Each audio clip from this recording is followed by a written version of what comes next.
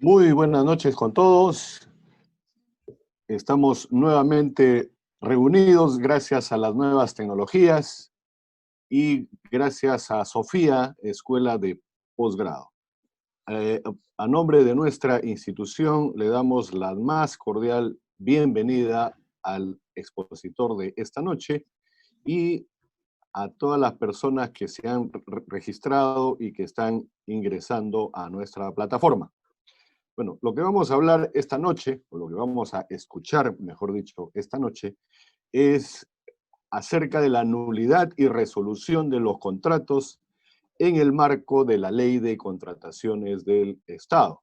Y el speaker es Álvaro Torrico Huerta. Álvaro es abogado de profesión, con estudios de maestría en gestión pública por la Universidad del Pacífico y en Derecho de los Negocios por la Universidad de San Martín de Porres, con posgrado en Gestión Estratégica de las Contrataciones del Estado por la Universidad de Lima. Además, cuenta con estudios de posgrado en Derecho Administrativo, Derecho Público y Arbitraje en las Contrataciones del Estado por la Pontificia Universidad Católica del Perú, conferencista en contrataciones del Estado del Ilustre Colegio de Abogados de Lima y del Colegio de Abogados de Piura, docente en dichas materias en diversas entidades y universidades del país, conferencista de la red ABA en Santiago de Chile en el año 2007, ex subdirector de subasta inversa y procesos especiales del Consucode, hoy OCE. Ha sido también asesor de la presidencia del Consucode, hoy OCE, ex jefe del Departamento de Logística del Congreso de la República y árbitro inscrito en el Registro Nacional de Árbitros de OCE. Con ustedes, Álvaro Torrico. Adelante, Álvaro, por favor. Muy buenas noches con todos.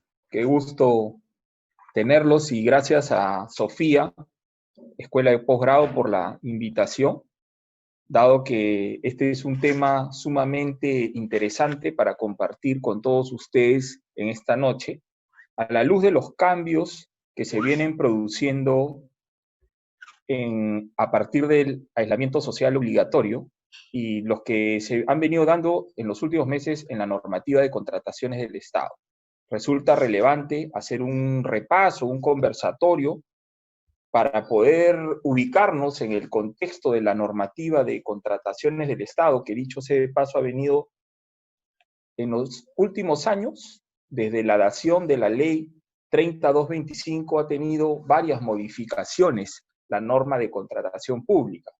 Desde el 2014, que fue promulgada esta ley, ha tenido pues modificaciones, el decreto legislativo 1341, luego el 1444, se introducieron nuevos conceptos, comité de selección, antes se hablaba de comité especial, valor referencial fue modificado por valor estimado para bienes y servicios, y otras denominaciones y métodos de los procedimientos de selección.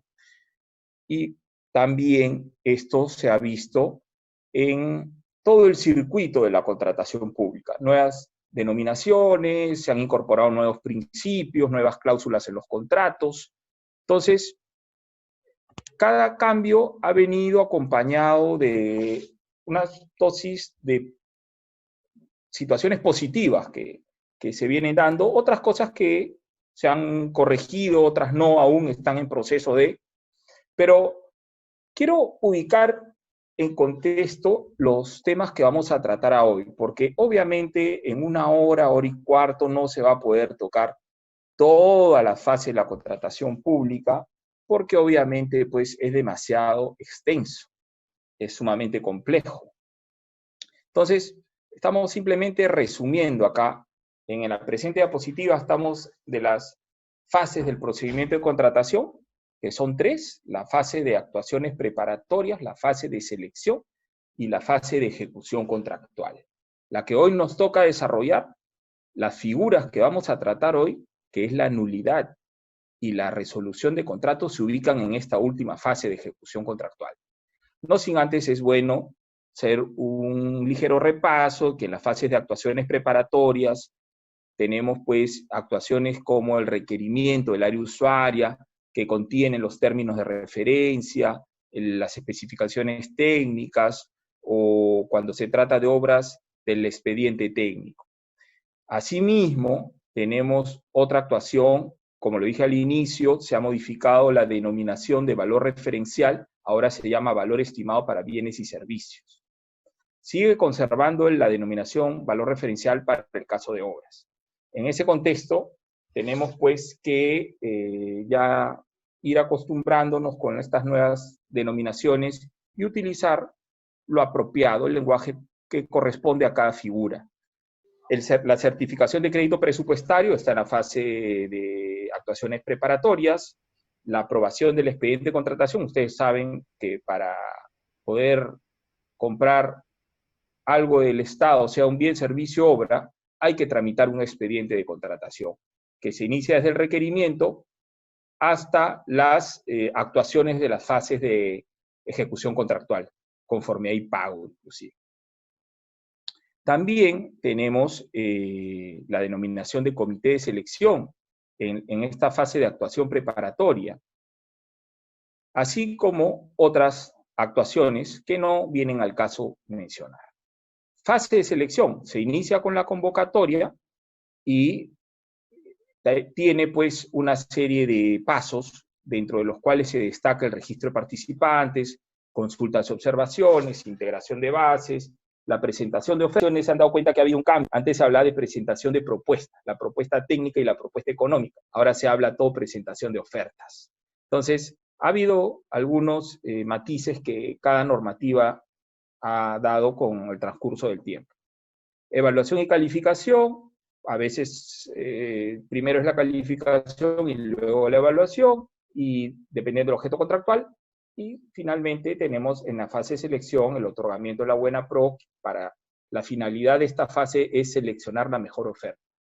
Luego de que se hace pues la evaluación, sumatoria de puntajes, se tiene que escoger, elegir la mejor oferta con quien se va a suscribir el contrato. Pero obviamente hay un tiempo de maduración entre el otorgamiento de la buena pro y la suscripción del contrato, porque esta buena pro tiene que quedar firme administrativamente o consentida. Eso lo vamos a tocar más adelante, no es materia de esta charla, pero sí quiero poner en contexto porque entiendo que no todos son logísticos ni están en el día a día de la contratación pública. Entonces, ahora ya llegamos a la fase de ejecución contractual, que se inicia con el perfeccionamiento del contrato, la suscripción o firma del contrato, como quieran llamarlo. ¿No? Acá, ¿qué actuaciones podemos encontrar? ¿Cuáles se destacan? Los plazos, las garantías, ¿no? Las penalidades, adicionales, reducciones y otras modificaciones al contrato. Traemos esa fase de ejecución contractual, que es la nulidad y la resolución del contrato. Dicho esto, es importante mencionar, pues, cuál es nuestro marco normativo, el marco de acción. Por encima de todo, siempre tenemos que tener la Constitución política. La Constitución política, el artículo 76, regula las formas que tiene el Estado para contratar bienes, servicios y obras a través de las licitaciones, a través del concurso, y obviamente el Estado se caracteriza por hacer procedimientos para contratar. No es como un privado que puede comprar de manera directa, no es como Saga Falabella, que a sus proveedores les hace contratos civiles, mercantiles, operaciones financieras, que lo puede hacer pues de manera directa, sin la rigurosidad que existe cuando estamos hablando de recursos y fondos públicos, que necesariamente se tiene que seguir por mandato constitucional un procedimiento reglado, que en este caso se ha hecho a través de la ley 3225, ¿no? Es una norma, como lo dije al inicio, que ha sufrido varios cambios. Desde el 2014, que fue promulgada, ya ha tenido como 4 o 5, que si la memoria no me falla, ¿no? A partir del 1341, el 1444, luego se modificó el reglamento también, el reglamento que es el Decreto Supremo 344, su última modificación ha sido la de diciembre del año pasado, que es el 377-2019. No solamente cuando hablamos de normativa de contratación pública nos debemos referir a la Ley 3225 y su reglamento. También es importante tener en cuenta el resto de normativa de la materia, que expide el OCE, emite también, en este caso, la Dirección General de Abastecimiento del MEF, que es el órgano rector, porque a veces, esto quiero aclararlo brevemente nomás, se tiende a confundir y dicen OCE, órgano rector. No, señores, OCE no es órgano rector, es el órgano supervisor de las contrataciones del Estado. El órgano rector del Sistema Nacional de Abastecimiento es la Dirección General de Abastecimiento del Ministerio de Economía y Finanzas. En esa línea, ellos han venido sacando una serie de resoluciones directorales, directivas, comunicados, porque ya esta norma está reglamentada. Entonces, ellos tienen competencia no solamente en materia de contrataciones del Estado, sino tienen una competencia mucho más amplia porque también regulan aspectos del abastecimiento de bienes, servicios y obras, inventarios, almacenamiento y todo el circuito, el flujo de la cadena de abastecimiento. En esa línea es que encontramos opiniones, directivas, comunicados, jurisprudencia que nos ayuda mucho. Ahora, sobre todo en estos tiempos de COVID-19, hemos podido ver que desde el gobierno nacional se han dictado una serie de normas que tienen como finalidad evitar la propagación del COVID-19, ¿no? Y estas normas también han tenido que ajustarse hacia adentro, hacia la normativa de contrataciones del Estado. Por ello que hemos visto una serie de comunicados que ha hecho la Dirección General de Abastecimiento del MEF, también el OCE, sobre el impacto que tiene esto sobre los contratos, ¿no? Porque ha habido, si bien es cierto, impacto sobre los procedimientos de selección, y estos inicialmente fueron postergados, fueron suspendidos, los contratos se han dado pautas para que las partes puedan tener estos lineamientos y los puedan acoplar al día a día de sus contratos. Porque obviamente es una materia que se debe pues regular, pero siempre respetando la autonomía de las partes. Porque cuando ya hablamos de un contrato, en realidad este contrato, los dueños son las partes. No, el Estado tiene que tener mucho cuidado, no, distinto es en la parte precontractual, cuando el procedimiento de selección, tú puedes, con una norma nacional, puedes establecer los lineamientos y regular, no a tu antojo, pero dar pautas.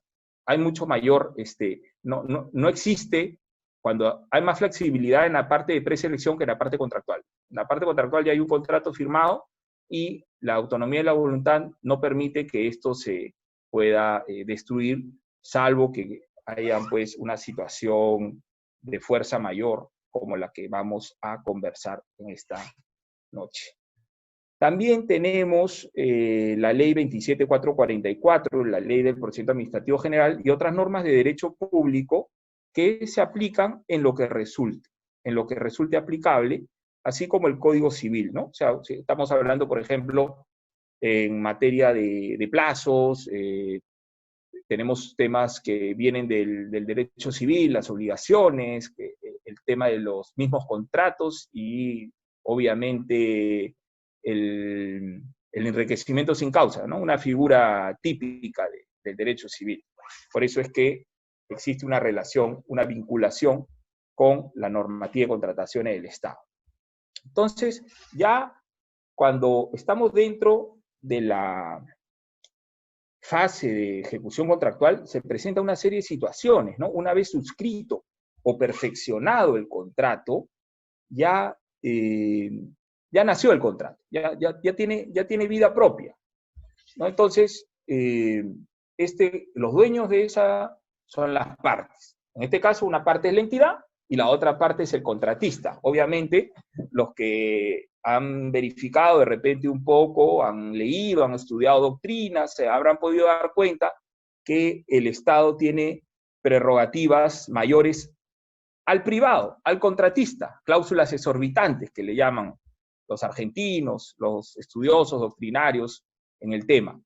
Entonces, hay que, obviamente, saber sopesar, y la norma tiende a buscar un equilibrio en los contratos públicos, ¿no? No se trata tampoco de que, porque es institución del Estado, todo, como decimos en el argot criollo, lo ancho para el Estado y para la otra parte lo angosto, y vamos a dejarlo en una desprotección. Esa no es la idea, porque estamos hablando también de un acuerdo de voluntades, es un acto jurídico, ¿no? Es un contrato de relaciones jurídicas, patrimoniales, que por más que una de las partes sea el Estado, no le da la libertad para que pueda hacer lo que quiera, ¿no? Porque ya vamos a ver que el reglamento ha regulado muchos aspectos que quizás en algunos reglamentos de hace muchos años sí era notorio ese abismo que existía de prerrogativas exorbitantes a favor del Estado en detrimento del contratista. Ahora las cosas ya se han emparejado bastante bien. Hay una persona que pide admisión. A ver, perdón.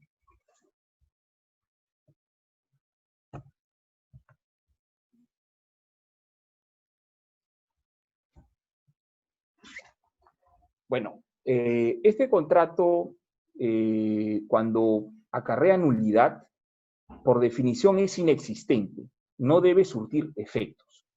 Por tanto, la declaración de nulidad de un contrato determina que las obligaciones que constituyen su objeto se tornan inexigibles para las partes, ¿no? O sea, en otras palabras, cuando nos encontramos ante un contrato que ha nacido mal, un contrato que presenta un vicio desde su nacimiento, necesariamente la entidad, ya lo vamos a ver más adelante, si bien es cierto, no es una obligación legal declarar la nulidad del contrato, ellos tienen que evaluar si es que corresponde, por un tema de eficacia y eficiencia de la finalidad del contrato, si va a corresponder declarar. O sea, lo que les quiero decir que la nulidad es potestativa, es facultativa, no te obliga a declarar. La entidad lo que sí tiene que hacer es evaluar la conveniencia de esa declaratoria de nulidad. Quizás puede haber evaluado con sus áreas correspondientes, que asesoría jurídica prepara un informe legal, administración logística preparará su informe técnico, y llegan a la conclusión de que, no, si bien es cierto, hay un vicio que acarrea nulidad, como la norma no me obliga a hacerlo, no la voy a declarar, por conveniencia institucional, por conveniencia de mis beneficiarios. Hay muchos puntos que hay que evaluar, costo-beneficio, hay N puntos que se deben evaluar antes de tomar una decisión si declaro o no la nulidad del contrato. En esa línea, es por eso que si la entidad ya decidió declararla, ese contrato es inexistente, no genera efectos jurídicos ni económicos. Es más, la entidad no tiene ya por qué pagar las prestaciones, aún así se hayan ejecutado las prestaciones. Basta que el hecho que haya declarado la nulidad, la entidad no va a pagar. Ahí se produce una suerte de congelamiento del contrato, una suerte de rompimiento de la relación contractual. Vamos a romper el contrato. Este contrato ha nacido mal, está lleno de vicios, ¿no? Entonces, eso es una evaluación que debe hacer el titular de la entidad.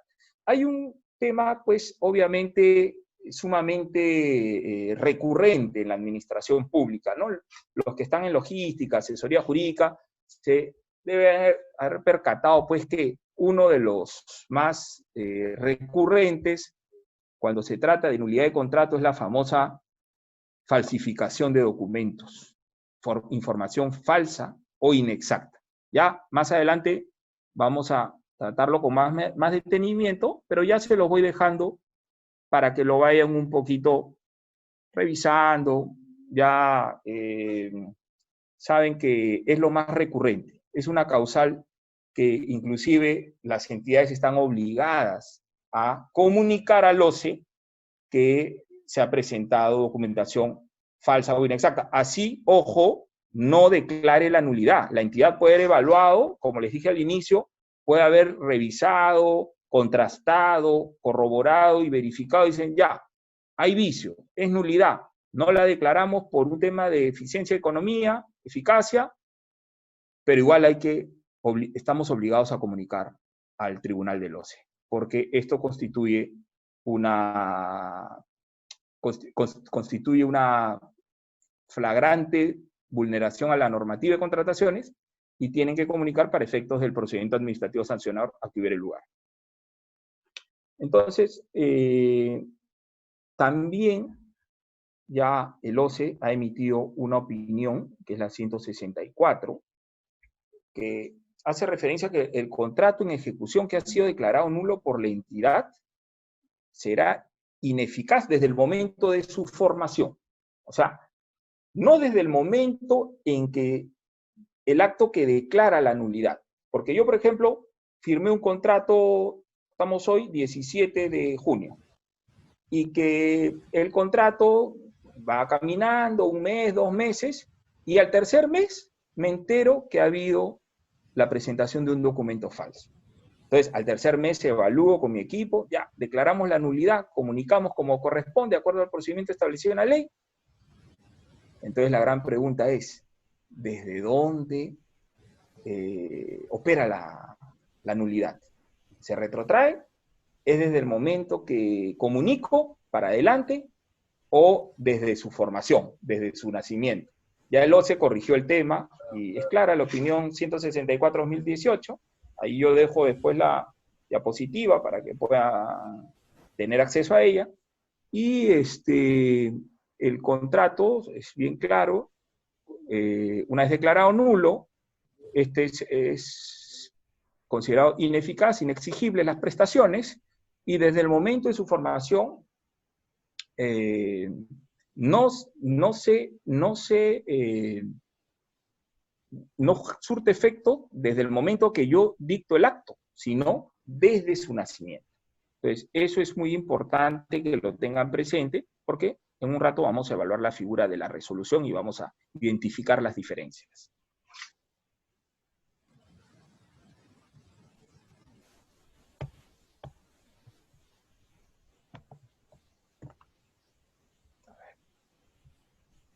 ¿Cuáles son las causales de nulidad del contrato? Las causales típicas, las causales que están establecidas en la norma, y ya les dije hace un rato, que es la más utilizada, que es la de contravención del principio de presunción de veracidad, la presentación de documentos falsos e inexactos.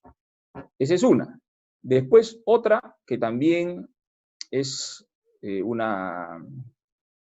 un vicio recurrente, es la famosa contravención al artículo 11 de la Ley de Contratación, cuando se contrata con un impedido, ¿no? Entonces, ustedes saben muy bien que en la Ley de Contrataciones, en todas las versiones que yo he visto, siempre ha estado el artículo de impedidos. Impedidos desde el presidente de la República, ministros, congresistas, titulares de cortes superiores, alcaldes, regidores, funcionarios públicos, servidores públicos. Tenemos pues prohibiciones y hay momentos para poder, que estamos impedidos de, valga la redundancia, de contratar con el Estado, ¿no? O sea, hay un tema de carácter espacial, hay un tema de carácter de tiempo también, porque no es una prohibición de por vida, ¿no? O sea, el hecho de que uno que tenga un hermano ministro no significa de que puede estar castigado, si soy proveedor del Estado, antes de que él sea designado ministro, ¿cómo quedo? ¿No? Entonces, eso también la norma establece que hay un plazo de vigencia, 12 meses. Durante el cargo, nada. Y después de haber dejado el cargo son 12 meses que se mantiene la prohibición de poder contratar con el Estado impedido, ¿no? Y no solamente contratar, sino también ser participante, ser postor, participar en el procedimiento de selección. Pero como voy a resaltar, voy a poner énfasis en el tema de contratista, porque estamos hablando de la fase contractual, nulidad y resolución de contratos, ¿no? Entonces, eso tenemos que tenerlo presente, porque esta causal se extiende no solamente a las personas que ejercen estos cargos que he mencionado, sino también a sus familiares que estén dentro del segundo grado de afinidad y segundo de consanguinidad. Entonces, en ese aspecto la norma se ha flexibilizado, porque años atrás era hasta el cuarto grado, recuerdo, cuarto año de consanguinidad y cuarto grado de afinidad. Entonces, en ese aspecto se ha regulado de una manera flexible. Sin embargo, se han establecido nuevas causales de impedimentos, que si no recuerdo, son 13. ¿Ya? También están las personas jurídicas, donde estas personas tienen accionariado y que no pueden, pues, obviamente, contratar con el Estado, están impedidas de hacerlo. Otra causal es por haber suscrito un contrato, no obstante, se encontraba pendiente o en trámite un recurso a apelación. Ustedes saben que cuando se otorga la buena pro, esta tiene que quedar consentida, ¿no? Hay un periodo, ¿no? Dependiendo del procedimiento de selección, para que aplique ese consentimiento. Esta buena pro tiene que quedar administrativamente firme. Entonces, no me habilita, porque si ya gané la buena pro, al día siguiente firmo el contrato. Hay plazos, ¿no? Hay que ver. Y uno de ellos, una de las condiciones que se debe cumplir es que quede consentida la buena pro. Entonces, ha ocurrido casos, no es recurrente como las otras causales que he dicho, pero hay que las entidades no se han verificado, ¿no? No han tenido, pues, la debida diligencia de verificar si había un recurso de apelación en trámite y el contrato ha sido suscrito. Entonces, eso acarrea la nulidad del mismo. También, este es un principio nuevo, la transgresión al principio de integridad, ¿no? La integridad que castiga las prácticas corruptas en la contratación pública. Ustedes habrán visto que en las proformas de contrato y en los contratos existe una cláusula anticorrupción, que es una cláusula obligatoria bajo sanción de nulidad. O sea, no es que la entidad pueda obviarla. O sea, en bases tiene que estar sí o sí la cláusula anticorrupción. Es como la cláusula de garantías, la cláusula de solución de controversias, estas cláusulas obligatorias, ¿no? Entonces, por eso es que resulta necesario y obligatorio que se contemple en los contratos la cláusula anticorrupción y que los postores conozcan el contenido de esta cláusula, que tiene carácter de declaración jurada, pero obviamente esto pues acarrearía no solamente la pérdida del contrato, la nulidad del contrato, sino que aquí, si se demuestra que ha habido prácticas corruptas, ha habido dádivas, ha habido promesas, entregas, situaciones de este tipo, ya estamos en el ámbito penal, y esto acarrea responsabilidad penal y civil, ¿no? La entidad en este caso va a tener que iniciar las acciones que correspondan, o si es al revés también, ¿no? El contratista puede haber sido tentado por algún funcionario, también puede en virtud de esta cláusula que ha firmado, puede hacer las denuncias correspondientes. También tenemos una causal de nulidad de contrato cuando no se ha cumplido con las condiciones o requisitos de la contratación directa. La contratación directa, antes también conocida como exoneraciones, ahora pues tiene un desarrollo mucho más ordenado que años atrás, mucho más causales, ahora ya tiene como 13 tipos de contratación directa. Una de ellas es la que estamos viendo en tiempos de COVID, la de emergencia sanitaria. Esa es una causal de contratación directa. Existe personalísimos, una serie de causales, ¿no? Que no viene al caso, pero si no se cumple con las condiciones y requisitos de esa causal, por ejemplo, descubrimos que no era proveedor único, hiciste el método, utilizaste el procedimiento de contratación directa y luego se acredita que no era proveedor único y lo forzaste eso ya es nulo. Ese contrato que se va a firmar es nulo. Entonces, hay que tener mucho cuidado cuando se hace esa evaluación, las oficinas de logística en el Estado, ¿no? También cuando no se utilizan los métodos de contratación previstos en la normativa, ¿no? Ustedes saben los métodos: licitación pública, concurso público, adjudicación simplificada, comparación de precios. Entonces, quiero sacarle la vuelta a la ley y en lugar de hacer una licitación pública, hago 2 simplificadas. Ya, ahí estoy incurriendo en esta causal de nulidad de contrato. O no utilizar el método que corresponde, ¿no? O sea, utilizo, por ejemplo,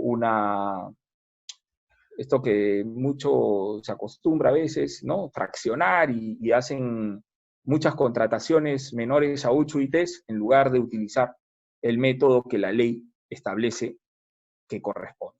Entonces, eso se sanciona con nulidad. Vamos a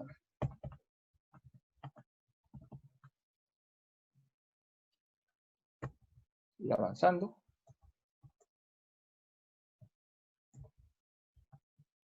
El procedimiento de nulidad es muy sencillo.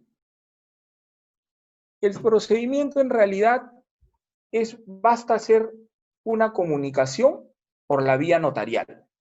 Lo complicado no es el procedimiento de nulidad, o sea, la chamba, la tarea está en hacer la evaluación si corresponde hacer la nulidad del contrato o no. O sea, obviamente, para ello, el titular de la entidad, porque no se olviden que la actuación esta de nulidad es un acto indelegable, es una facultad indelegable. No se puede delegar al gerente general, al secretario general o el ministro. Si hablamos de sector, no la puede delegar al viceministro o al secretario general. Es indelegable. Entonces, para eso tiene sus órganos de asesoramiento que van a evaluar bien la situación y le tienen que dar la recomendación que corresponde. O sea, supongamos que un contrato de vigilancia, entonces ya están en el último mes y un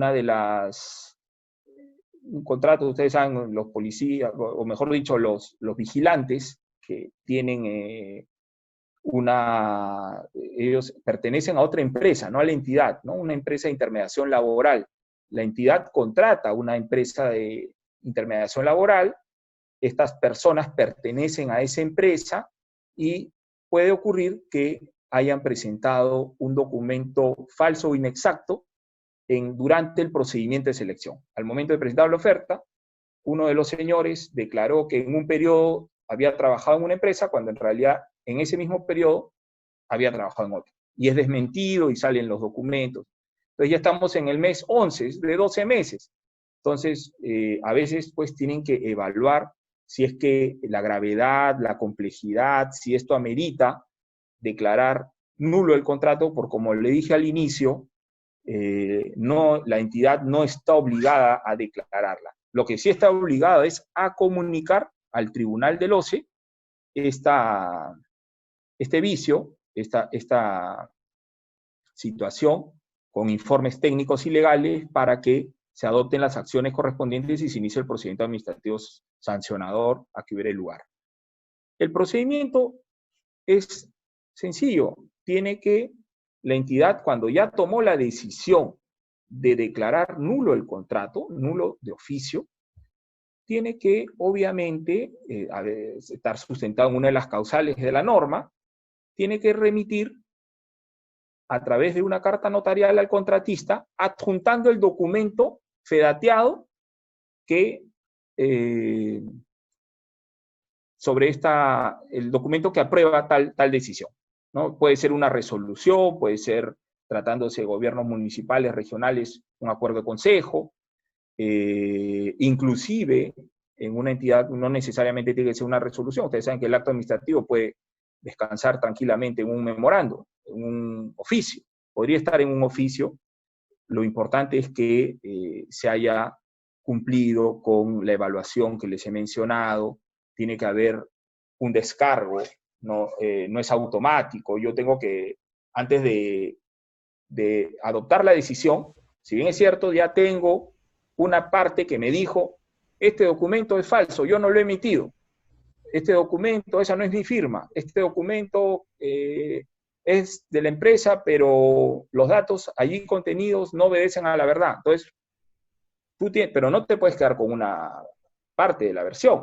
Entonces, hay que correr traslado al proveedor, en este caso al contratista, porque ya firmó contrato, es un contratista, todavía contratista, le debes correr traslado para que en un plazo no mayor de 5 días haga su descargo, para que se pronuncie sobre el mismo. Entonces, transcurrido este plazo, con o sin el descargo, la entidad ya toma la decisión y se adopta la decisión que sí corresponde, la nulidad, tiene que comunicarla notarialmente. Y ahí, desde el momento que se comunica esta decisión, ya el contrato pues es inexistente, es ineficaz, sus prestaciones ya quedan completamente, son inexigibles y obviamente las prestaciones pendientes ya no se van a ejecutar por ninguna de las partes y obviamente en este caso el Estado no va a pagar, pero obviamente el contratista tiene derecho a recurrir a una instancia, ¿no? Esta controversia se va a dilucidar en arbitraje. Ojo, no se va a poder dilucidar en otra cosa que no sea arbitraje. No va a poder ir a una conciliación o al Poder Judicial, no. Para eso hay un contrato que se ha suscrito, hay una cláusula de solución de controversias y en el caso específico de la nulidad corresponde el arbitraje.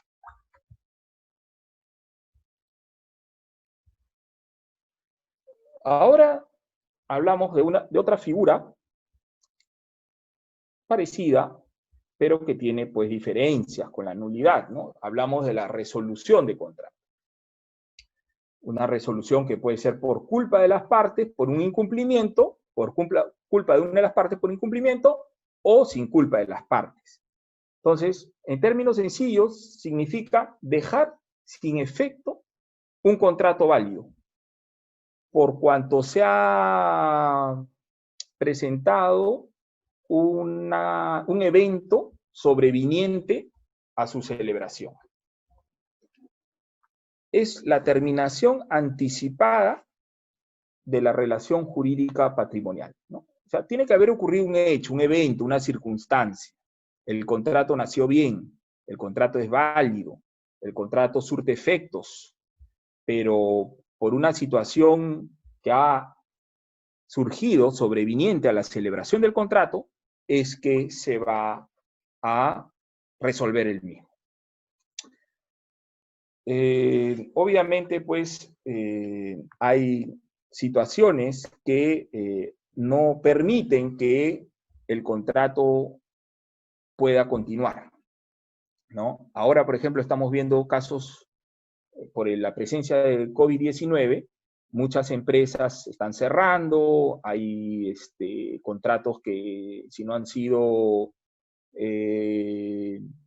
negociados o no han podido solicitar ampliación de plazo, han entrado en una situación compleja.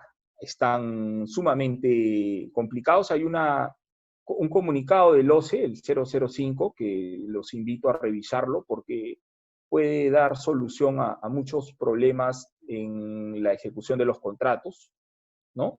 Sobre todo a aquellos que no han podido retomar actividades por el aislamiento social obligatorio, ¿no? Obviamente ahí tienen una causa de fuerza mayor para poder sustentar y pedirle a la entidad la prórroga correspondiente. Nada en las entidades es automático, ojo, o sea, tiene que haber un pedido y la ley de contrataciones ya establece los mecanismos para que eso pueda ocurrir. O sea, no es que las cosas caen del cielo. O sea, yo asumo, uy, sí, pobrecito, cerró su fábrica, yo asumo que le está pasando mal. No, tiene que haber documentos, tiene que haber solicitud de ampliación de plazo, tiene que haber acreditación de que la empresa está en una situación de fuerza mayor, ¿no? Hay que acreditar el hecho generador, el cese del hecho generador para poder entrar en una negociación, porque esa es la palabra. Desde el momento que yo solicito una ampliación de plazo, estoy negociando con la entidad, porque estoy solicitando una mejora en el plazo. Por esta situación de la pandemia, el flujo normal, el tránsito normal del proceso de contratación se ha visto afectado. Entonces, estoy solicitando la ampliación, la suspensión del plazo, en otros casos también vamos a postergar la ejecución, el inicio de la ejecución del contrato. Entonces, son figuras que se pueden pactar. Manuel de la Puente y Lavalle, tratadista nacional, señala que la resolución deja sin efecto la relación jurídica patrimonial, la convierte en ineficaz, de tal manera que ésta deja de ligar a las partes en el sentido que ya no subsiste el deber de cumplir las obligaciones que se constituyen, ni se ejecutan las respectivas prestaciones. Asimismo, el tratadista García de Enterría precisa que es una forma de extinción anticipada del contrato actuada de manera unilateral y facultativa por una de las partes.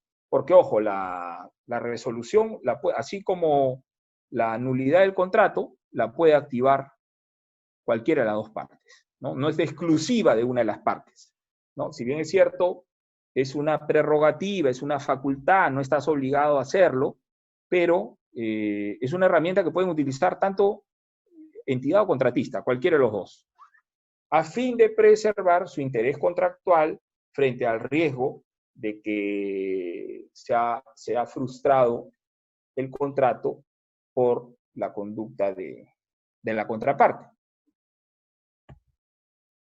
Pero hay causales en la resolución de contrato. No existe solamente la causal por incumplimiento, por culpa de las partes. Lo dije al inicio también, existe la causal, la resolución sin culpa de las partes. La típica es, obviamente, la más recurrente, es cuando incumple injustificadamente sus obligaciones contractuales, ¿no? Otra que se ve mucho en logística es cuando se acumula el monto máximo de la penalidad por mora, o lo que conocemos como, además de penalidad por mora, otras penalidades. O sea, en la norma no solamente se ha previsto el tema de la penalidad por mora. La penalidad por mora es el retraso injustificado en la ejecución de la prestación. 1, 2 días, 3 días, la demora, hay que castigarlo con su penalidad. Pero también hay otras penalidades que se establecen en las bases, en el requerimiento, ¿no? El requerimiento de las áreas usuarias ya establecen, por ejemplo, ¿no? La empresa de seguridad y vigilancia no porta arma, lo sanciono pecuniariamente. Pues es una sanción pecuniaria, pero ninguna de las dos puede superar el 10%. Ese es el monto máximo que le puedo aplicar de penalidad por mora, 10%, y penalidad si es que en el contrato se estableció tanto en el contrato como en el requerimiento que iban a haber otras penalidades. También puede llegar hasta el 10%.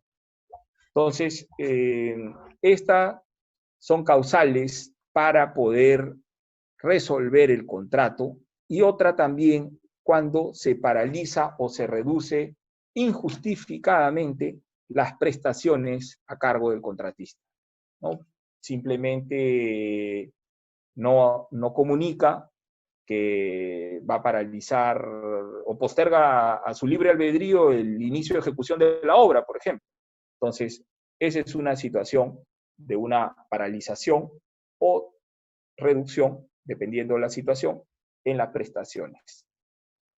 El contratista puede también resolver el contrato a la entidad, pero cuando se trata por falta de pago o obligaciones esenciales. No puede ser, o sea, ahí sí hay una desventaja, ¿no? Como al inicio lo mencioné, la norma de contratación pública siempre trata de blindar más al Estado, a la entidad, que al contratista. Cláusulas exorbitantes a favor de la entidad, prerrogativas exorbitantes en detrimento del contratista. Entonces, este es un ejemplo, ¿no?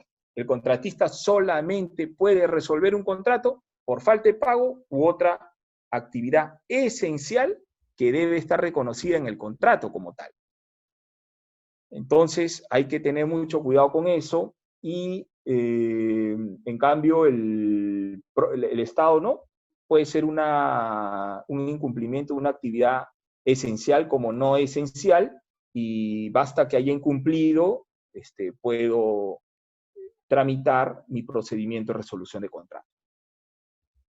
Ya, también cualquiera de las partes puede resolver un contrato por caso fortuito, fuerza mayor, ¿no? Siempre y cuando sea un hecho sobreviniente por hecho sobreviniente a la celebración del mismo, ¿no?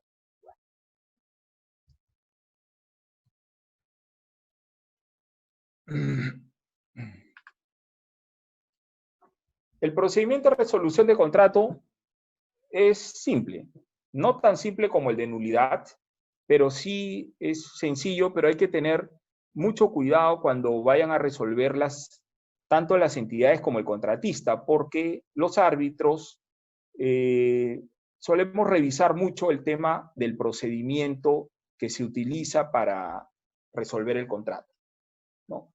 Algo que se analiza bastante es si la resolución que se ha aplicado es correcta a las normas jurídicas.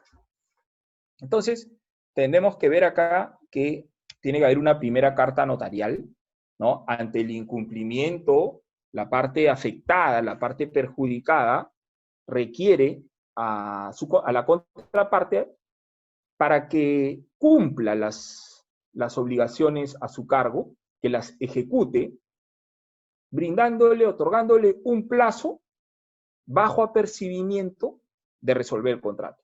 Porque si ustedes simplemente le dicen, te doy 5 días o te doy 7 días, y no le ponen apercibimiento, ya hay opinión de OCE que señala que está mal empleado el procedimiento. Tienen que apercibirlo, tienen que intimarlo y tienen que apercibirlo. Por eso es que muchas resoluciones de contratos se caen en la vía arbitral. Entonces ya no le da derecho a percibir daños y perjuicios. Mucho cuidado con eso.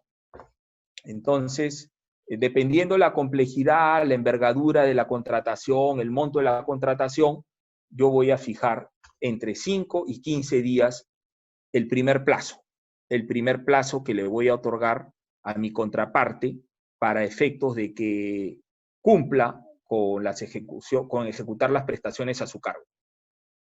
Lo voy a requerir, lo voy a requerir y lo voy a percibir, ¿correcto?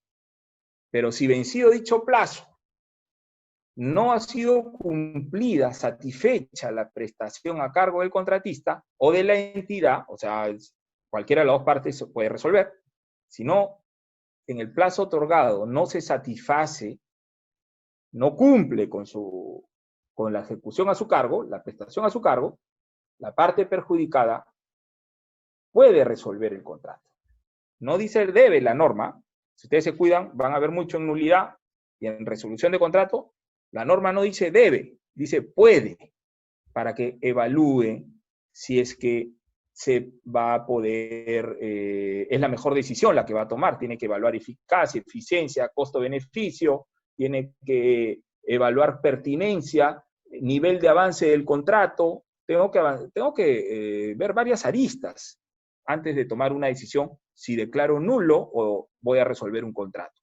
Entonces, pero ya cuando se toma la decisión, como en este caso el procedimiento es que ya tomé la decisión que voy a resolver, una primera carta notarial, como lo dije, en la cual lo tienen que requerir bajo el procedimiento de resolver el contrato.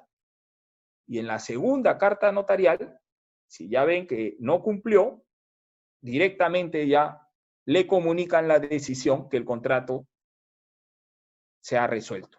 Entonces, ya desde ese momento, a partir de la comunicación, que es recepcionada por la contraparte, este contrato queda resuelto de pleno derecho.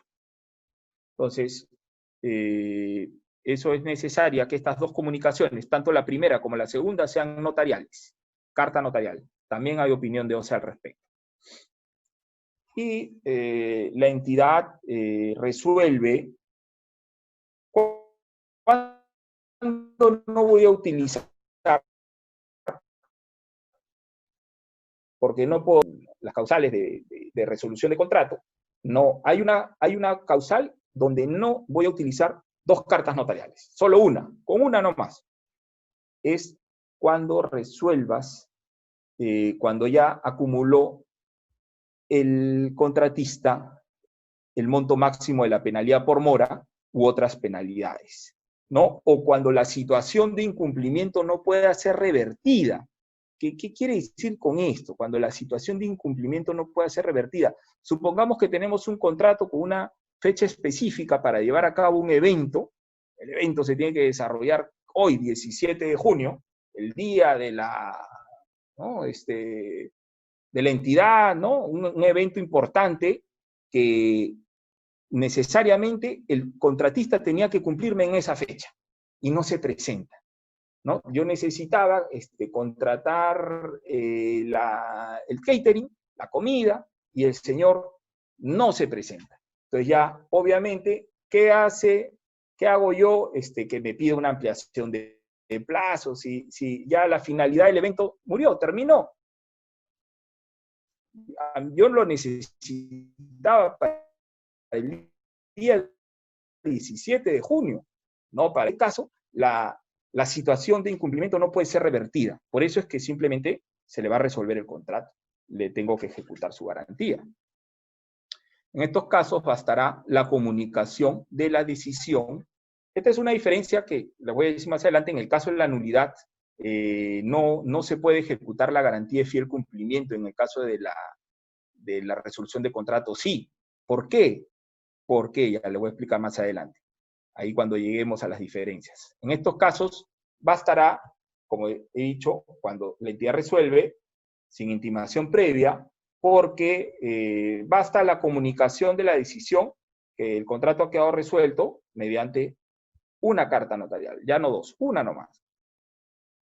Ahí comunico, ahí no te voy a dar plazo de nada. Oye, no me has traído las sillas, no me has traído el catering, y el evento se terminó y tuve que ver la manera cómo resolver con mis propios recursos y definitivamente pues ahí qué plazo le vas a dar, ¿no? ¿Qué requerimiento, qué apercibimiento, ¿no? Ahí de frente nomás resuelves contrato.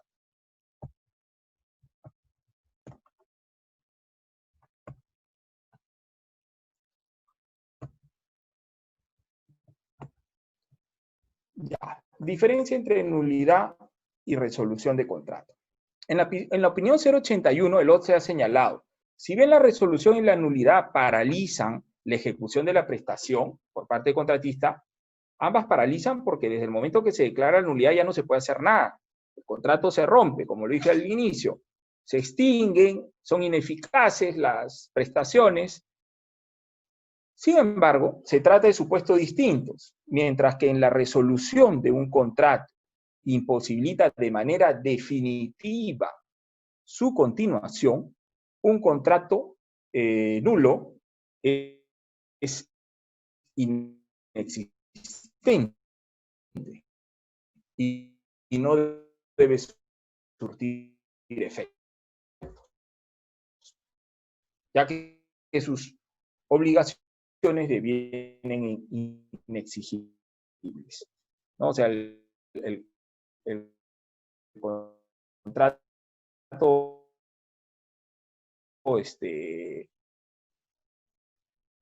desde que yo resuelvo, miro para adelante, ¿no? Ya las prestaciones ejecutadas tengo que tienen conformidad, hay que pagarlas.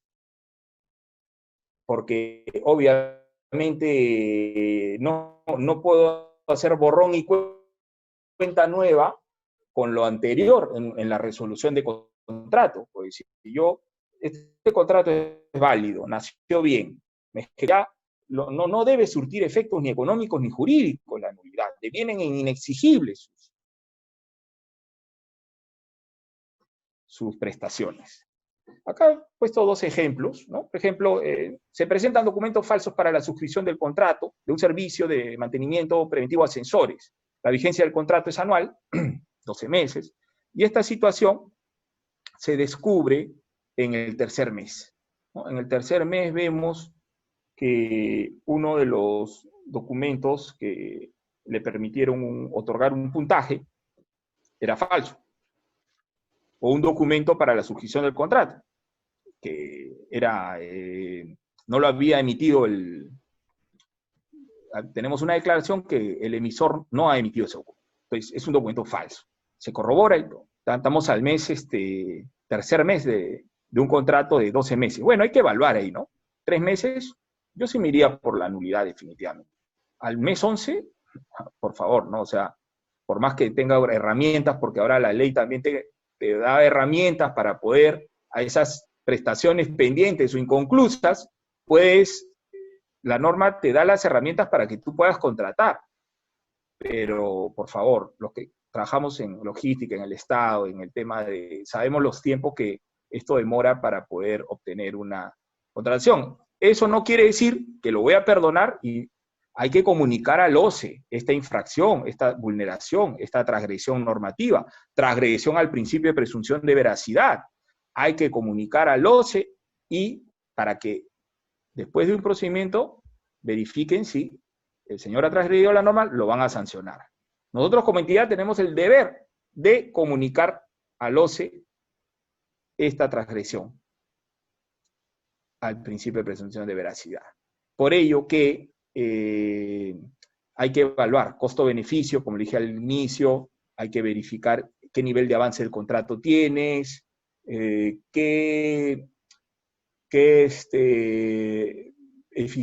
tan eficaz te resulta resolver un contrato al mes 11 de 12, ¿ya? Evalúa, cuantifica.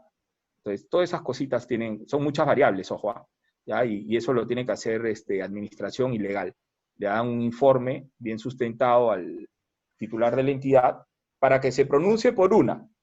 ¿Declaro nulo o no declaro nulo un contrato? Porque eso así es indelegable, como dije al inicio, la nulidad. La resolución sí es delegable. Puedes delegar el tema de resolución de contratos sin ningún problema. Puse otro ejemplo, un contrato válido es interrumpido por una situación de fuerza mayor sobreviniente a la celebración, que no permite su continuación en las condiciones pactadas. El caso de una capacitación en un espacio presencial para 300 funcionarios públicos, se ha contratado a la universidad, no sé, no quiero dar nombres, ¿no? Simplemente se contrató una universidad para que capacite a 300 funcionarios. Y quiere que sea la capacitación, en los términos de referencia, presencial, no virtual. Entonces, dadas las condiciones de aislamiento, las medidas de aislamiento social obligatorio del COVID, ¿Podría ir la universidad a dictar el curso el día de hoy? No se puede. Entonces, ahí no hay culpa de las partes, o sea, ahí no tiene ni culpa ni la entidad ni el contratista. Entonces, ahí se debe resolver el contrato sin culpa de las partes. Es legítimo, es válido. La norma es muy clara al respecto. Antes de culminar, he puesto un caso práctico, que lo voy a leer, es bien sencillo, y la dinámica es muy sencilla también. ¿Ya? En el mes de octubre del año 2000, es un caso real, ojo, es un caso real, pero por respeto a las partes no menciono sus nombres. En el mes de octubre del 2014, la entidad AAA convocó un procedimiento de selección para la contratación del servicio de eventos de participación ciudadana. El procedimiento de selección se llevó a cabo dentro de los plazos establecidos, seleccionándose a la mejor oferta. En el mes de noviembre del mismo año, se ejecutaron las 3 prestaciones a cargo del proveedor adjudicado, empresa B. Sin embargo, el contrato se suscribió el 18 de noviembre del 2014, cuando ya se había ejecutado la primera prestación. La segunda, ya se había ejecutado la primera prestación, la cual tuvo conformidad y fue pagada en su oportunidad. La segunda prestación se ejecutó luego de suscrito el contrato. También fue pagada previa conformidad. En cuanto a la tercera y última prestación, no se realizó el pago a pesar de contar con la conformidad del área usuaria. El contratista formuló en los últimos 5 años requerimientos de pago sin respuesta formal. Solo uno de ellos, que se hizo por conducto notarial en diciembre del 2019, en el que le otorga a la entidad un plazo para el pago bajo apercibimiento de resolver el contrato. Voy a leerlo nuevamente. Es muy rápido. En el mes de octubre del 2014, la entidad AAA convocó un procedimiento de selección para la contratación del servicio de eventos de participación ciudadana. El procedimiento de selección se llevó a cabo dentro de los plazos establecidos, seleccionándose a la mejor oferta. En el mes de noviembre de 2014 se ejecutaron las 3 prestaciones a cargo del proveedor adjudicado, empresa B. Sin embargo, el contrato se suscribió el 18 de noviembre del mismo año, 2014, cuando ya se había ejecutado la primera prestación, la cual fue pagada en su oportunidad previa conformidad. La segunda prestación se ejecutó luego de suscrito el contrato, la cual también fue pagada previa conformidad. En cuanto a la tercera y última prestación, no se realizó el pago a pesar de contar con la conformidad del área usuaria. El contratista formuló en los últimos 5 años, estamos hablando de 2014 a la fecha, 5 años, varios requerimientos sin respuesta formal. Solo uno de ellos se hizo por conducto notarial, que fue diciembre del 2019, en el que le otorga a la entidad un plazo para el pago bajo apercibimiento de resolver el contrato. ¿Se plantean? El caso está planteado.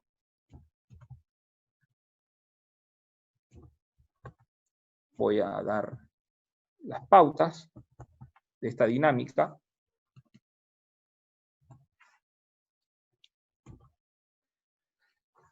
El análisis y discusión de la casuística consiste en lo siguiente. Por lo analizado en esta sesión, nos encontramos ante un supuesto de nulidad de oficio del contrato o ante un supuesto de resolución de contrato, o ante las dos figuras. ¿Resulta válido ejecutar prestaciones sin un contrato firmado? No estoy afirmando nada, estoy planteando, preguntando e interrogando. ¿Resulta válido ejecutar prestaciones sin un contrato firmado? Ello constituiría causal de nulidad y por ende la entidad debería declararla. ¿Resulta válido que el contratista comunique su decisión de resolver el contrato por la prestación impaga? ¿Se habría configurado enriquecimiento sin causa? ¿En qué momento? ¿Cuál es la vía idónea para que las partes resuelvan sus controversias? Se requiere 2 voluntarios que estén en condiciones de asumir el rol de defensa de la nulidad y 2 voluntarios que estén en condiciones de asumir la defensa de la resolución del contrato.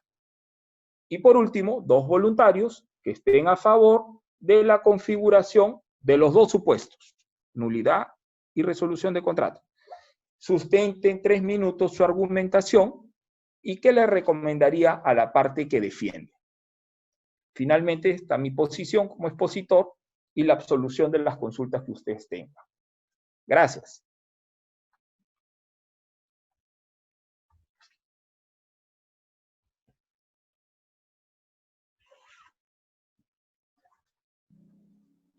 Muy bien.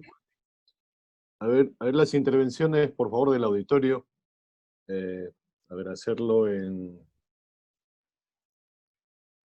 la forma ya conocida. Levantando la mano, por favor, hay una opción de levantar la mano en la plataforma.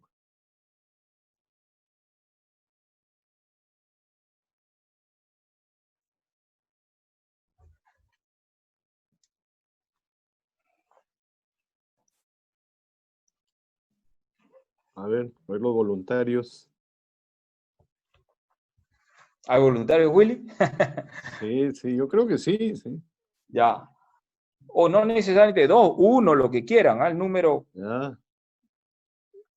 Lo que sí necesitamos que defienda la posición de la validez de la nulidad, que corresponde el supuesto de nulidad de oficio del contrato. El otro expositor, o mejor dicho, el otro defensor de la posición de la resolución de contrato o de las 2 figuras. A ver voluntarios. Medalit Dolci, ¿está por ahí? ¿Aló? Hola Willy, presente. A ver, adelante. Bueno, yo voy a estar en el sentido, buenas noches, felicito al ponente. Hola. Muy claro tu exposición, muy ilustrativa.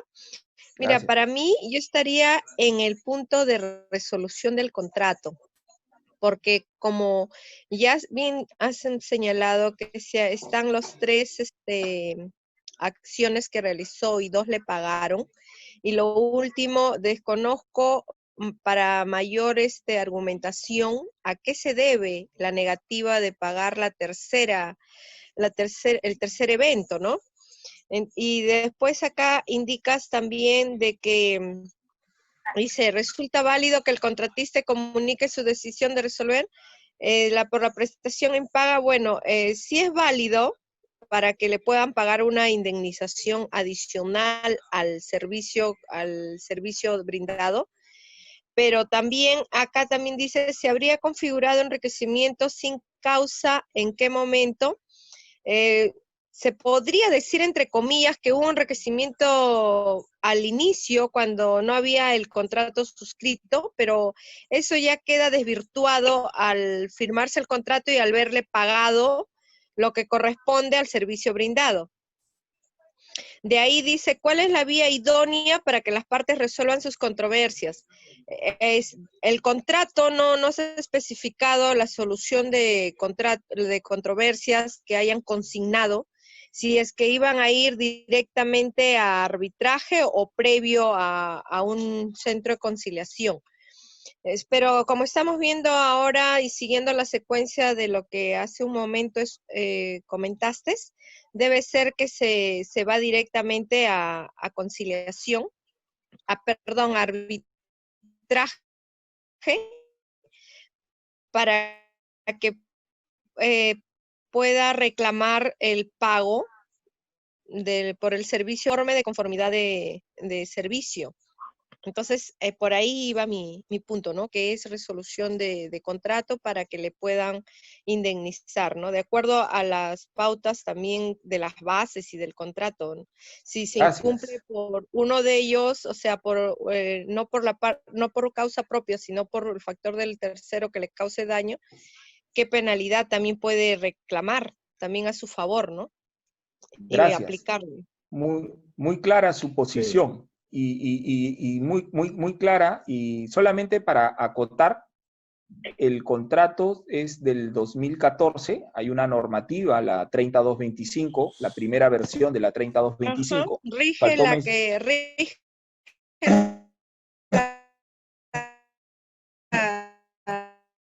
de Y sí, fecha vigente.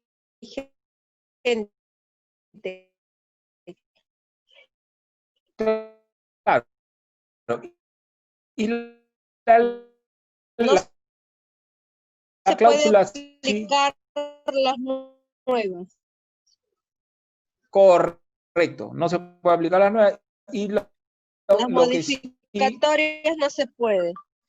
correcto. Y sí, controversia Ajá. está planteada la posición muy clara y vamos a escuchar Horacio Uren. Pagar Adelante, mi por microacciones. Horacio. del Felicitaciones. proveedor. Porque, a ver, si bien es de 2014,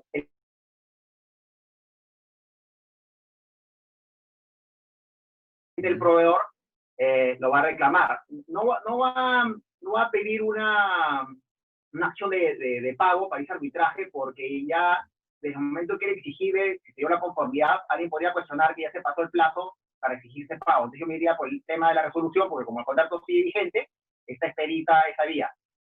Es probable que la entidad se proteja con una nulidad, alegando, hoy hubo prestaciones que se hicieron antes de la firma del contrato.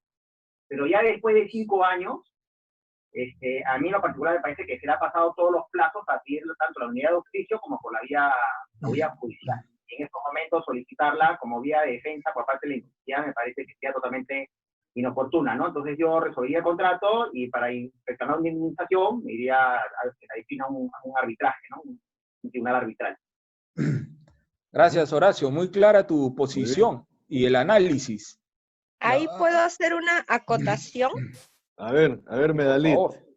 Ya, la acotación sería que de todas maneras es válido ese contrato y está vigente pese al tiempo transcurrido, porque para que un contrato ya esté finito, o sea, ya esté finiquitado, tiene que darse el pago y la conformidad con el pago. Mientras no se haya dado el pago de ese contrato, el contrato sí está llano a resolverse, pese al tiempo transcurrido. Por eso es que decía que ahí se le tiene que aplicar ya las indemnizaciones, de acuerdo a las cláusulas, las penalidades contempladas.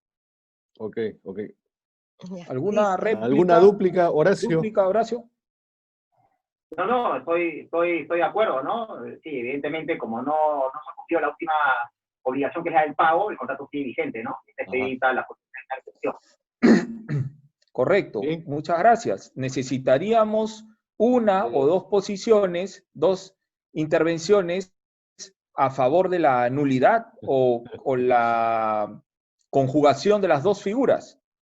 Ah, claro. Está levantando la mano Cristina. Cristina, Adelante, adelante. Cristina Rojas. Sí, buenas noches. Adelante, Excelente la escuchamos. presentación, doctor. Bueno, mi posición es por la resolución del contrato. ¿Por qué? Porque si bien es cierto que existió irregularidad en la suscripción del contrato, porque se hizo de manera extemporánea, pero eso no es causal de nulidad. El contrato se había convalidado, es más, se ha ejecutado dos entregables o prestaciones que forman parte de ese contrato y que inclusive fueron pagados. Al haber cumplido el contratista la tercera prestación, entonces él tiene todo el derecho de cobrar la contraprestación. Y si la entidad no cumple, con pagarle, está incumpliendo una obligación esencial, por lo tanto, estaríamos en una causal de resolución de contrato. Muy buena tu opinión, tu postura, muy respetable. Quisiera escuchar alguna, de repente por ahí, alguien que se anima a decir algo a favor de la nulidad. A ver, algún voluntario o voluntaria.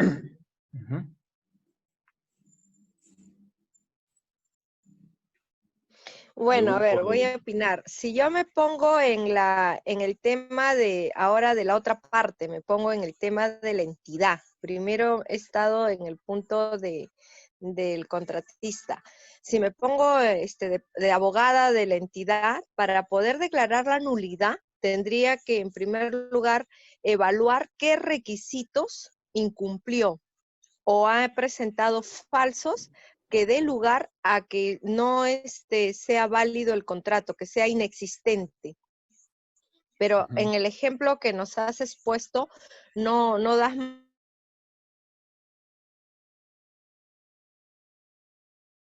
era el representante legal o no tenía la vigencia de poder para suscribir el contrato, era otra persona o no tenía ese rubro, era para que pueda hacer construcción de edificios y ganó, y después que ha ganado, ha tenido la buena pro, recién puso su rubro, amplió el rubro para hacer el tema de catering. Entonces, no, puede haber un montón de supuestos, ¿no? Me pondría por ahí el de la nulidad. Ajá, ya, pero no es el caso en este caso no se ha manifestado vulneración al principio de presunción de veracidad, documento falso, inexacto. No va por ahí. Nada de eso. Simplemente la premura de la entidad en que uno de los eventos se ejecute antes, o sea, lo ejecutaron antes, 2-3 días antes de la suscripción. Ese es el key del asunto, el defecto. Entonces, ya me han respondido y sus posiciones son... Claro, que queda convalidado por lo del pago, ¿no? Entonces, la pregunta que yo soltaría a todos es, ¿el contrato suscrito con anterioridad, no, mejor dicho, una prestación ejecutada antes de la suscripción del contrato, invalida el mismo o no lo invalida? Como sabemos que se da en la práctica... ¿Es causal de nulidad o no es causal de nulidad? Para mí no es causal de nulidad, porque se ha dado un servicio, si no sería pues el tema caería ahí con lo que se configura el enriquecimiento sin causa, ¿no? Pero en la práctica, los que hacemos lo de la práctica, sí vemos que hacen muchas cosas de eso, o sea, necesitan urgente, lo hacen y después están firmando el contrato, pero no tienen problema porque después le pagan, dan el informe de conformidad y les pagan, ¿no? Es muy inusual que no les paguen, pero sí se da. No debe de hacerse, pero se da, lamentablemente. Sí, y además, pues, el enriquecimiento de Sicuanza, como mencionó alguien, ya no correspondería toda vez que se le ha pagado. Si no le hubiesen pagado la primera prestación, estaríamos hablando de que tendría que ir por la vía de la enriquecimiento sin causa. Pero el contratista se quedó claro que sí cobró la primera prestación y la segunda prestación, y la tercera es la que está en suspenso. Claro, y no dice por qué no le pagan, ¿no? Pese que hay una conformidad, ¿no? Hubo cambio de gestión, no quisieron reconocer eso es lo más común, el último cuando hay pago, cambio de gestión. Y la nueva gestión, es más, va más allá, no, quiero la nulidad de todo. Entonces, eso va a forzar un arbitraje. Entonces, estoy bastante satisfecho con las respuestas que he escuchado. Pero al final el laudo va a perder, ¿no? Va a perder. El laudo va a perder, definitivamente. Claro, el laudo arbitral lo va a perder porque si ya está a todas luces que se ha hecho el evento, que se ha pagado, que tiene la conformidad. Entonces, pero lamentablemente hay veces los políticos y los malos asesores, por no decir las cosas como son, sino por seguirle la corriente al jefe para no perder el trabajo, le dicen, sí, lo vamos a hacer, y lo único que originan es mayor gasto al Estado, porque tiene que pagar todo lo que corresponde, ¿no? Los derechos al árbitro, a la secretaría arbitral, y todo lo demás. Además de los daños y perjuicios, correcto. Así es, también inclusive eso, ¿no? Ahí por ejemplo, yo pienso que ahí en la norma, saliéndonos un poquito del tema, en la norma debería de haber una sanción para los que no hacen bien su trabajo, ¿no? Que tienen miedo en asesorar lo que es lo correcto. Qué pena, pues si no le gusta al jefe escuchar lo que le voy a decir, qué lástima por él, pero las cosas son así. Y si quiere que yo lo haga, pese que le estoy informando, yo lo hago, pero me da una orden por escrito que bajo su responsabilidad yo voy a actuar, porque después en algún momento Contraloría va a supervisar va a investigar, a fiscalizar, y debería haber una norma donde también se sancione, para que no se dé tantos casos que todas las fechas que hay cambio de gobierno, local o regional, suele presentarse ese caso, de manera insensata, ¿no? Simplemente perjudicando a lo demás por cólera al que ha salido y no avanzar, ¿no? A ver, Excelente, Horacio Yanali, ha gracias. pedido la palabra. Adelante, por favor. Sí, a mí me parece un tema interesante que cuando se habló de la nulidad, no es una obligación per se, es facultativo. Entonces, es evidente que habiéndose cumplido todas las prestaciones, habiéndose dado las conformidades, que la única motivación para declarar una nulidad a estas alturas sería mala fe, simplemente no cumplir, porque ya no puede identificarse otro interés de interés público para hacerlo, porque se han cumplido las prestaciones, no ha habido quejas a las conformidades, y como la ley dice, es potestativa la posibilidad de declarar nulidad, y si en este caso se hace, es evidente que es meramente por un tema de mala fe, ¿no? Simplemente por no querer cumplir con la prestación que se ha cumplido en su oportunidad, ¿no? Excelente, Horacio. Gracias por tu intervención. Ha quedado muy clara ambas posiciones. En efecto, ha quedado convalidada la primera prestación que apuntaba al tema del enriquecimiento sin causa, pero el solo hecho de que ya ha dado conformidad y se le ha pagado, eso ya no está en discusión en ningún tipo de vía, no es admisible. Con la norma actual, esto se debería ventilar primera instancia a la entidad, y si la entidad te dice que no, te tienes que ir al Poder Judicial con la norma actual, pero con la norma del 2014 la situación era diferente. Sin embargo, estamos muy claros que el tema de nulidad sí se tiene que ventilar en un arbitraje. Esa es la vía idónea para la nulidad. Y para la resolución de contrato, si la conciliación no llega a ningún éxito, tienes que ir, de acuerdo a la cláusula, al convenio arbitral, tienes que ir al arbitraje. Puede ser un arbitraje institucional o ad hoc, eso dependerá de la cuantía y de la forma como se haya pactado en el contrato.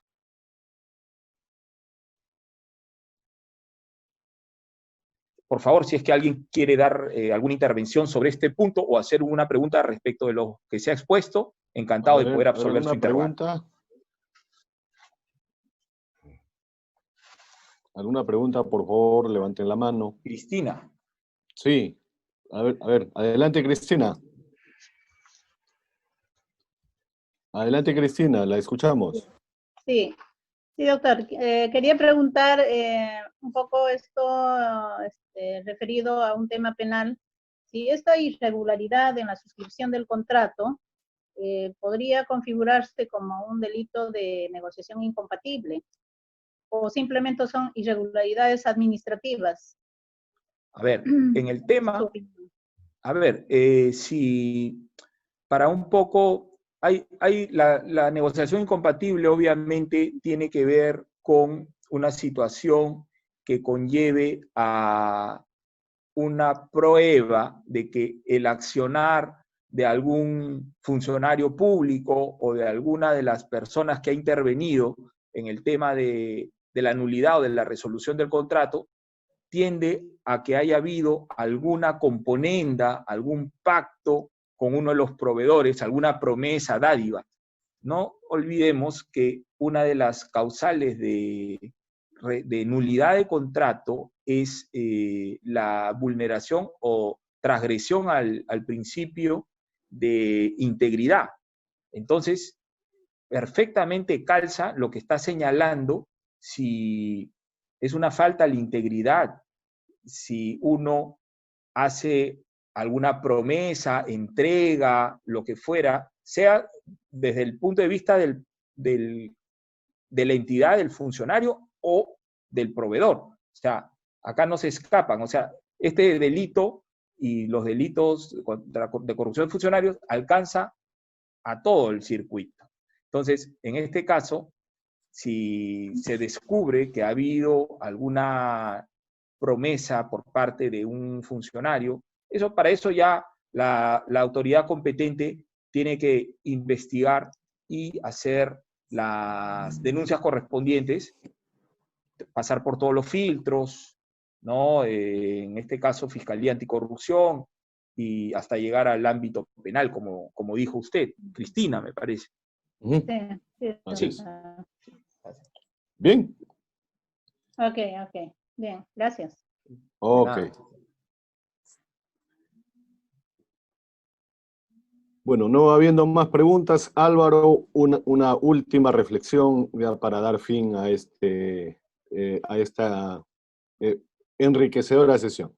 A ver, hay una pregunta de Carmen González. Una A ver, pregunta. Carmen, adelante.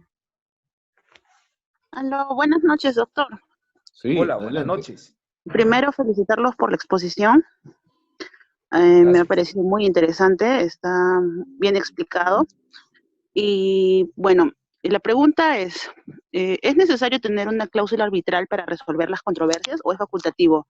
¿Podríamos ir también a la vía de conciliación, al Poder Judicial, o definitivamente tendríamos que ir a un tema arbitral? Gracias. Ok.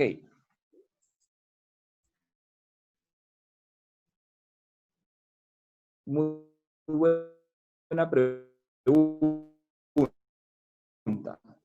Los contratos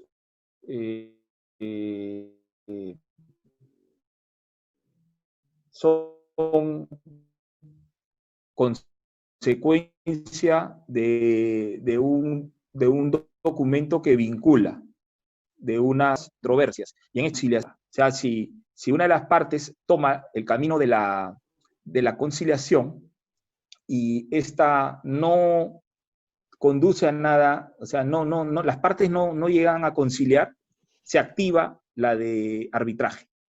No es que yo escojo, yo digo, ¿sabes qué? Yo solamente las partes, para empezar, todo esto viene de un documento que se conoce como bases administrativas que vincula a las partes, y ahí ya viene una proforma de contrato, y en la proforma de contrato viene la cláusula de solución de controversias. Y en esta, que conocemos como cláusula arbitral, ya tiene contenida la conciliación. Pero la gran mayoría de casos no se solucionan a través de una conciliación. Muchas veces se hace acto de presencia nomás. Y como ese acto de presencia no conduce a la solución del problema, de la controversia, esta finalmente termina en un arbitraje. Gracias. Bien, está levantando la mano Cristina nuevamente. Adelante, Cristina. Sí, doctor, quiero aprovechar de su vasto conocimiento. Eras a raíz de una de las intervenciones que hubo en uno de las tantas presentaciones en la televisión del Consejo de Ministros, en el que le preguntaron al presidente que por qué razón es que habían tantos hospitales que estaban paralizados en su ejecución, ¿no? Entonces él contestó de que, la ministra contestó indicando de que no se podían culminar porque estos contratos, al haber sido resueltos, se encontraban en arbitraje. Yo lo que quiero preguntarles es lo siguiente. Una vez resuelto un contrato, lógicamente el contratista se va a ir a un arbitraje.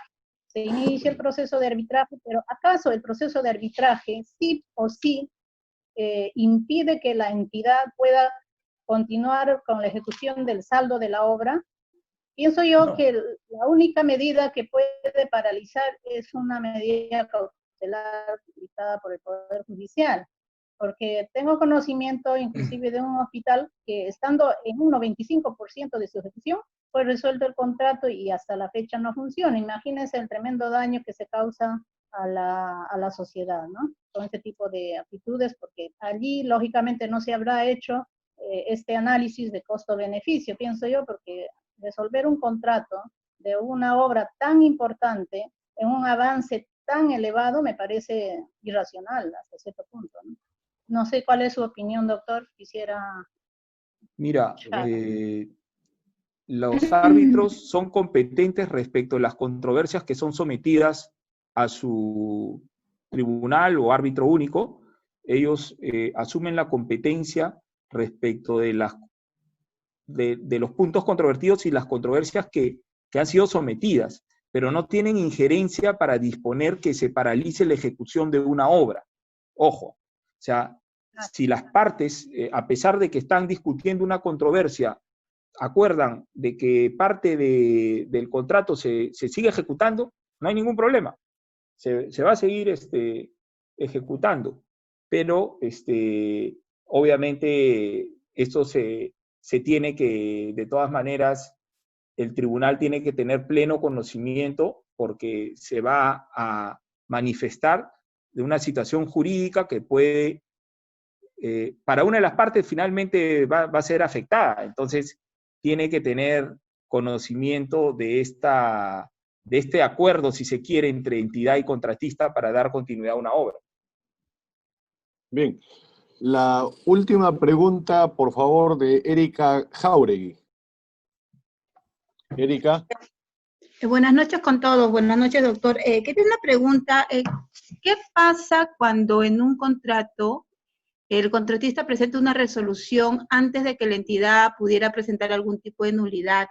Le comento, hubo una situación en la cual en un contrato se detectó que el contratista había presentado documentación falsa y, bueno, transgredieron el principio de presunción de veracidad y lo que sucede es que como tienen que pedir opinión al área usuaria respecto al avance, ¿no?, del contrato, en ese interín en que se estaban haciendo las gestiones para el tema de la nulidad, es que el contratista buscó una figura para poder hacer llegar una resolución de contrato antes de. Entonces, un poco la consulta, o sea, ¿cuál es lo que primaría en este caso, no?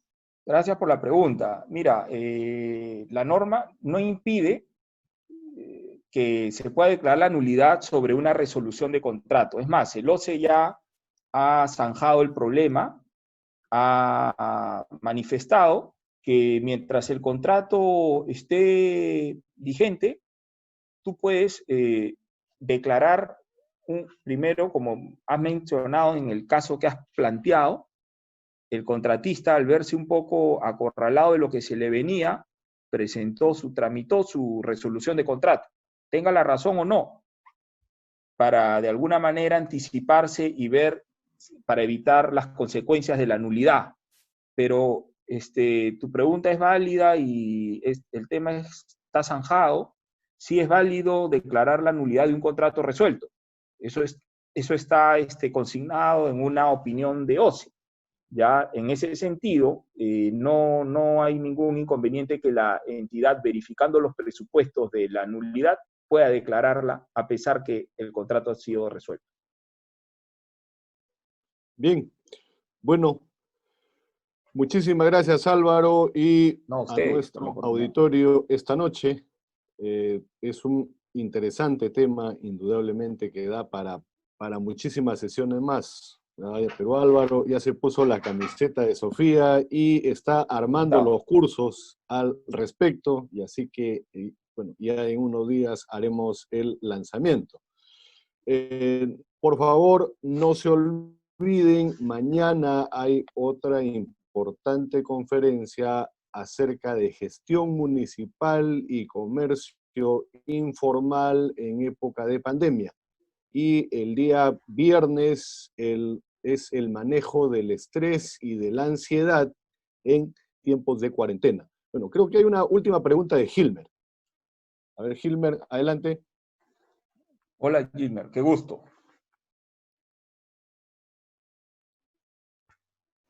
Hola, doctor, buenas noches. ¿Me escucha? Sí. Claro, claro que sí. Un gusto verlo, doctor. Quería hacer una pregunta y no sabía, del principio no sabía cómo le levantaba la mano la primera vez que entró a la conferencia, ¿no? O sea, mi pregunta era, pero creo que ya usted ha resuelto todas las interrogantes, era sobre las dos prestaciones, ¿no? Las dos prestaciones que se dio la figura antes de que se firme el contrato. Y la última prestación se dio cuando se firma el contrato. Como usted sabe que el contrato es un acuerdo de partes, ¿no? O sea, ¿yo cómo puedo hacer una prestación si no tengo un contrato firmado? Una segunda prestación si no tengo un contrato firmado. Hago una tercera teniendo un contrato firmado. Y usted sabe que para hacer el primero y el segundo tengo que tener un presupuesto. Y el presupuesto está dentro de lo que es la elaboración del expediente, la aprobación del presupuesto. O sea, esos dos pagos, ¿cómo se ha podido dar, no? se tiene que registrar el contrato en el OCE, ¿no? El proveedor ha tenido que firmar el contrato por las 3 prestaciones. Bueno, estas figuras creo que ya se han dado y mi pregunta, yo quisiera hacerlo sobre estas ampliaciones de plazos que se están dando, ¿no? Por el decreto de urgencia 044 y el comunicado 05 del OCE, ¿no? Tengo un contrato a precios unitarios. El contrato ha culminado el 11 de junio, ¿no? Ahora, el proveedor, ¿no? Dice, desde las 2 condiciones, termina el contrato o el servicio.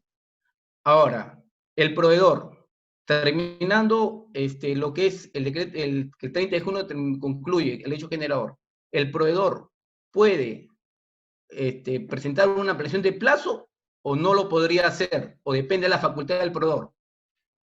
A ver, el proveedor no está obligado. O sea, claro. Sin embargo, en este caso, él quiere continuar con la ejecución de las prestaciones a su cargo. Entiendo que él va a solicitar la ampliación y tiene que fundamentar el hecho generador.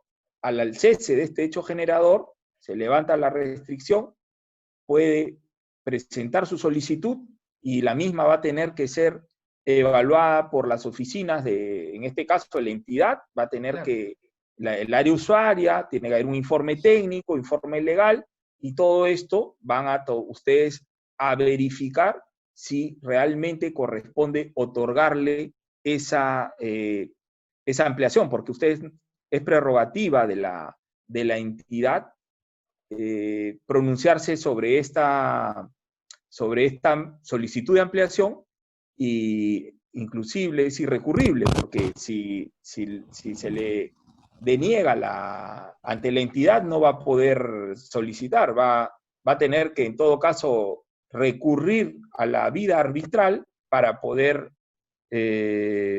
solucionar, ver la manera de que si esta ampliación de plazo se le ha denegado, por ejemplo, se le denegara, se pueda ventilar en la vía arbitral, porque lo que sí, yo solamente quería aclarar en la primera parte de tu intervención, hablaste de las dos, una de ellas había sido firmada 2 o 3 días antes de la suscripción del contrato, la otra sí se hizo dentro de la ejecución y fueron convalidadas y nada, o sea, sí, dos de ellas ya están pagadas, una no está pagada, pero de todas maneras ese vicio que hemos visto puede ser también, como en muchas entidades, una prestación se inicia antes de la suscripción. Entonces, no es lo regular, lo óptimo, pero para la nulidad hay causales, para la nulidad de contrato hay causales, y esta hemos visto que no está plasmada en ninguna de las causales para declarar nulo el contrato. O sea, hay que evaluar varios horizontes. Y en el tema de la ampliación, yo sí me inclino por señalar de que el contratista tiene todo el derecho de presentar su ampliación. Es más, debería hacerlo, porque si no, va a incurrir en penalidad. O sea, y la idea es que hay que buscar, como dice el comunicado del OCE, no hay que ver lo ancho para la entidad y lo angosto para el contratista, hay que buscar el equilibrio económico del contrato. Sobre todo en estos tiempos de pandemia, hay que tener pues más consideración con el tiempo de para que ha tenido el contratista y evaluar las razones que te va a sustentar en ese documento de ampliación de plazo. Mire, yo le preguntaba el por qué. ¿Por qué? Porque el contratista se comunicó conmigo. Me dijo, yo tengo una carta fianza que mi contrato culmina el 11 de junio. Mi carta fianza culmina el 12. ¿Ya? Y parece que el contratista ya no quisiera presentar su ampliación de plazo porque el contrato ya culminó. Y se ha suspendido, bueno, por la suspensión. Y podría solicitar una ampliación de plazo por todos estos meses que no se ha trabajado, las entidades han estado cerradas, no han estado laborando. Sí, claro. Y si no lo hace, ya, si no lo hace va a incurrir en penalidad. O sea, hay que ser frío, como lo dije al principio, ¿no? Claro. En contratación pública las cosas no caen del cielo. Entonces, él tiene que utilizar los mecanismos para protegerse. Cuando yo salgo, yo sé oye, está lloviendo, entonces yo voy y voy a ponerme una casaca, ¿no? O voy a usar mi paraguas para no mojarme. Si él no utiliza las herramientas, no renueva su garantía, le van a tener que, no, o sea, el hecho de que el contrato haya culminado el plazo por el COVID no quiere decir de que el contrato no está vigente, ojo, porque ellos pueden solicitar su ampliación, inclusive después, aún vencidos los contratos, pueden pedir su ampliación. Hay que tener mucho cuidado con eso. Ya, doctor, gracias. Ok, bien. Bueno, ahora sí, ya la última pregunta de Miguel Aurelio Vaca, ¿ya? Porque dice que ha estado buscando la manito y no la ha encontrado. Bueno, ya la encontró al parecer. Adelante, Miguel Aurelio Vaca. Buenas noches. ¿Aló? ¿Me escuchan? Hola, sí. A ver. Sí. ¿Me escuchan? Bueno, no se escucha. Un poco más alto, por favor. ¿Me escuchan? Sí, te escucho. Sí, ahora sí. Justamente con respecto a lo que preguntó la colega sobre el artículo 399 del Código Penal, sobre negociación incompatible, quería solamente preguntarle si nos puede dar un alcance acerca de lo que es el interés indebido por parte del funcionario público, porque eso es lo que señala la doctrina penal con respecto a este tipo penal 399. Ok. 399, perdón. Sí, mira, en realidad, cuando estamos frente a una nulidad, una causal es la contravención, la transgresión del principio de integridad. Este principio abarca otros principios y sobre todo al tema de prácticas no corruptas en la administración pública. En los contratos públicos hay inmerso una cláusula obligatoria que es la cláusula, un deber que hacen todos los postores, los participantes, contratistas, se someten a no incurrir en este tipo de prácticas o acciones que conllevarían a un tipo penal, como es la negociación incompatible, ¿no? El hecho de hacer ofrecimientos, dádivas, hacer unos acuerdos, preacuerdos, promesas, todo eso está proscrito por la normativa de contratación pública. Entonces, si esto se llega a acreditar, porque hay que acreditarlo, no basta con sospechar, hay que acreditar que se ha incurrido en eso el funcionario. Entonces, hay un deber, en este caso, del contratista de revelar esto ante una autoridad judicial, nacional o extranjera, pero lo que va a sostener tiene que probarlo. ¿Ya? No basta con decir, oye, ¿sabes qué? Me llamaron y me dijeron que si yo presentaba esto iba a ganar, ¿no? O sea, tiene que tener una prueba concreta, quizás correo, mensajes WhatsApp, llamadas, tener toda esa acreditación y hacer su denuncia correspondiente para poder, la entidad puede encauzar todo esto ante las autoridades, obviamente su procurador anticorrupción, para que pueda llegar finalmente esto a que pueda tener acogida en el ámbito penal, ¿no? O sea, tanto en el ámbito penal, porque también hay que, no solamente administrativamente se va a declarar nulo ese contrato, ¿no? Porque cuando estamos ante una transgresión de este principio de integridad, se tiene que sancionar con nulidad. Bien. Bueno, ahora sí. Muchísimas gracias, Álvaro. Muchísimas gracias a los participantes en esta noche. Y por favor, no se olviden, mañana la importante conferencia acerca de gestión municipal y comercio informal en época de pandemia, y el día viernes el manejo del estrés y la ansiedad en tiempos de cuarentena. Reitero el agradecimiento a nuestro expositor, Álvaro Torrico, que como le dije ya forma parte de la plana docente de Sofía, y a todos ustedes por estar presentes esta noche. Muchísimas gracias. Gracias. No salgan de su casa. Hasta mañana.